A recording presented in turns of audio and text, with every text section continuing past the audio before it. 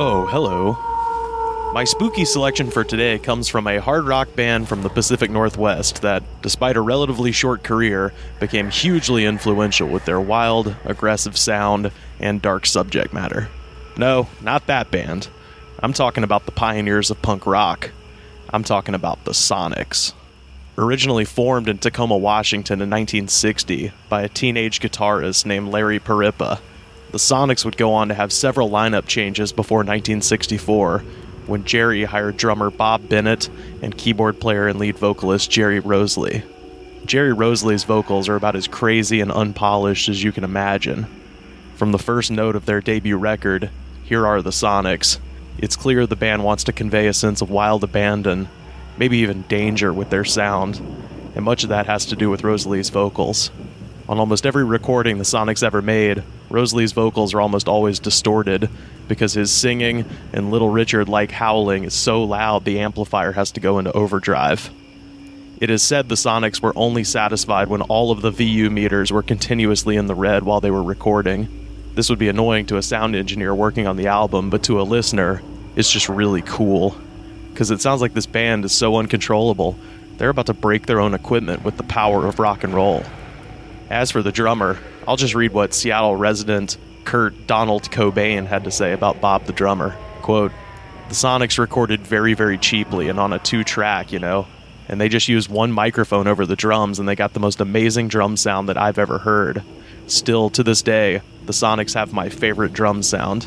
It sounds like he's hitting harder than anyone I've ever known." That guy seemed to know what he's talking about because it's true. Bob Bennett's drums are loud as hell, and he's also the guy the band points to as the reason they have the sound they do.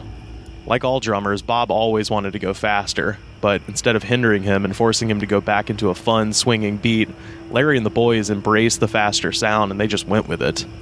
So what does all this add up to? To put it frankly, the Sonics are the first punk rock band. Even if you were tempted to bestow that honor on Iggy and the Stooges or the MC5, the Sonics predate both of those bands by 5 years. It's not much time in the real world, but when you're talking about the fast-moving rock scene of the 1960s, 5 years might as well be 5 lifetimes. Remember, only 5 years separate the death of Buddy Holly from Ken Kesey's acid test with the Grateful Dead. Anyway, back to the Sonics. Like many local dance and party bands of their day, the Sonics did a lot of covers. I always like to point people to their cover of The Contours' Do You Love Me as some pure proto-punk perfection.